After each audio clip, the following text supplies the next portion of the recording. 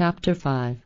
Those amongst you who are knowing ones in the truth and are righteous ones, conscientious ones, and fair ones, responsible ones, as well as virtuous ones, fulfill your agreements that you conclude with one another, but also keep the unwritten agreements that exist between you and the primal wellspring of all wisdom creation, so that it shall be well with you.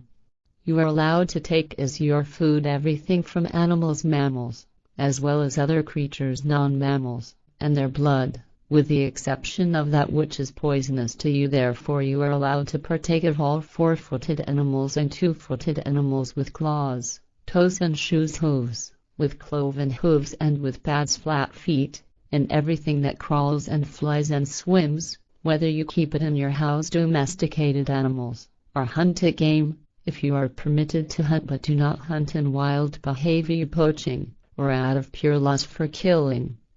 You are forbidden from partaking of beasts and animals and other creatures of all kinds that have passed away by themselves, because it is unclean, sick, poisonous, putrid, as well as everything that has been strangled, beheaded or beaten to death, because the flesh suffers from being struck to death, beheaded or strangled, or by any other method of killing involving torment, because of the movement, vibration, of the psyche, leading to disfavor, loss, harm, and this affects your psyche and your attitude, behavior, because the torments of dying of the creature that has been ill-treated and painfully killed in this way are transferred to you and form your mentality and your activities, deeds. And it is prohibited, forbidden, to you to use cadavers for your food which have been gnawed at by rapacious animals, predators, and rapacious creatures, predatory creatures, because rapacious animals, predators, and rapacious creatures, predatory creatures, do not have the breath bacteria in their mouth of people of your kind, humanity, but are mixed, polluted, contaminated with poison pathogens, thereby endangering your health and also your life if you take the flesh of gnawed cadavers as your food. Therefore it is recommended to you that you only take as your food good flesh that you yourselves slaughter in a correct way and without torment. Therefore, however, you shall not eat any flesh of animals and other creatures that has served as a sacrificial offering on a sacrificial table, on a sacrificial stone or sacrificial fire by those who cannot understand the senselessness of such offerings, sacrificial offerings. And all of those amongst you who are connected to the truth of the laws and recommendations of the creation of all things creation, see that you are not induced to make sacrificial offerings in foolishness and senselessness, because the truth of the laws and recommendations of the power of creation does not require any sacrificial offerings in any form whatsoever. Therefore it is taught that also no animals, no creatures and no people of your kind, human beings, as well as no fruits or other things shall be used as sacrificial offerings. Performing sacrificial offerings is a loathsome kind of perversion and has only been part of your behavior since time immemorial due to the fabulations, inventions of people of your kind, human beings, to assuage and propitiate your fabulated, conceived, goat heads and tin gods and your fear and chicken-heartedness, cowardice. By making sacrificial offerings of all kinds, your making of sacrificial offerings is no dignified, honorable, controlled, undertaking deed, but is a work of outlawry, disdain, and an abasement of that which is used as the sacrificial offering. And truly, no gods or tin gods can be placated by sacrificial offerings, because they are all equally insubstantial and fabulated, conceived, ghosts, phantoms, as are their liberators, angels and demons.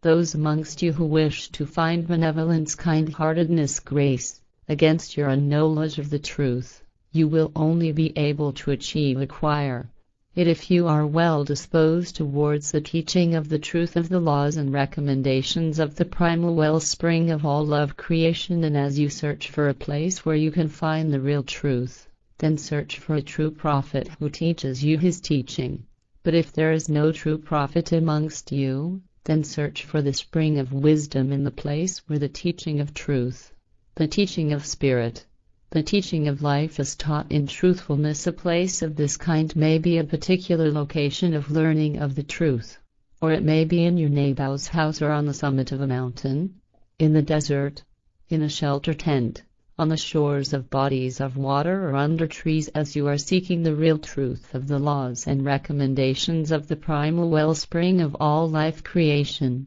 then it requires your endeavor of seeking, because only those who truly seek will find what they are looking for. And if you truly seek and have found the truth of creation and its laws and recommendations, and have put down finished your clothing of seeking course of learning, and have completed it in the first part, found the truth, then you shall no longer turn your back on, turn away from what you have learned. And if you are hampered in any way on your path of seeking the truth by people of your kind, fellow human beings, or are prevented from visiting a location or a place where the teaching of truth is taught, then neither the hostility of an individual nor of an entire people shall mislead you into contravening the laws and recommendations of the primal wellspring of all life creation. And if there are several of you together seeking the truth, then help one another in righteousness, conscientiousness, in a way that is pleasing to the truth, truthful, but do not help one another in hostility and inequitableness, unfairness,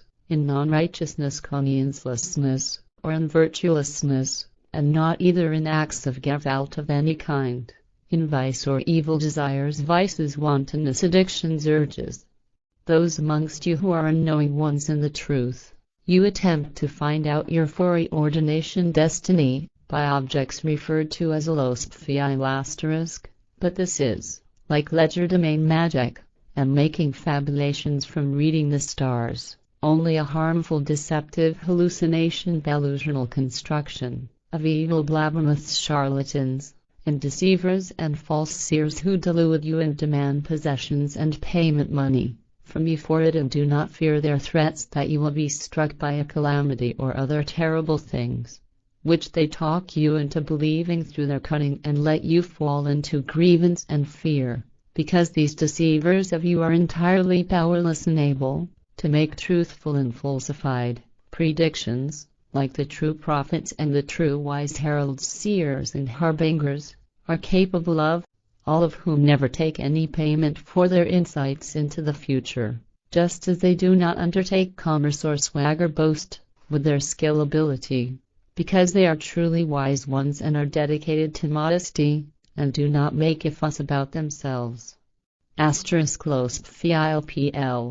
Lostfile is the German word for small arrows used for soothsaying, which are dropped from the hand, allowing predictions to be made based on their positions, similarly to African stones, bones or shells, etc., used by so-called soothsayers of either sex, even in the new time, who however also practice card tricks and other hocus-pocus in this way nowadays. All those amongst you, do not doubt your knowledge of the truth when you hear the blabbermouths, charlatans, and deceivers and the false seers telling lies about your foreordination destiny, because all of their words are mere slander, calumny of the truth. Do not take their false words as the truth, so that you do not begin to despair due to their deception, and so you do not fear what the time to come future will bring you.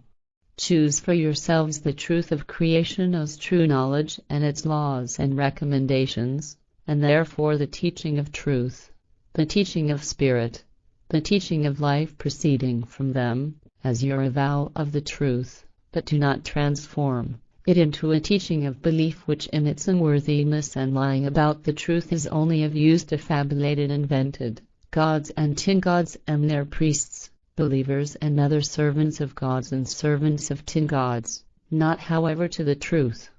And do not create any godliness religion, or any sub-godliness as sex cults, from the teaching of truth, the teaching of spirit, the teaching of life, and therefore do not create from it either any handed-down knowledge customs, with particular rules, rites, just as you shall not create any customs from the teaching, so that the teaching of truth, the teaching of spirit, the teaching of life may again and again allow you to recognize, see, new things in everything, and so that you may always rejoice in a new ripening, further development, evolution.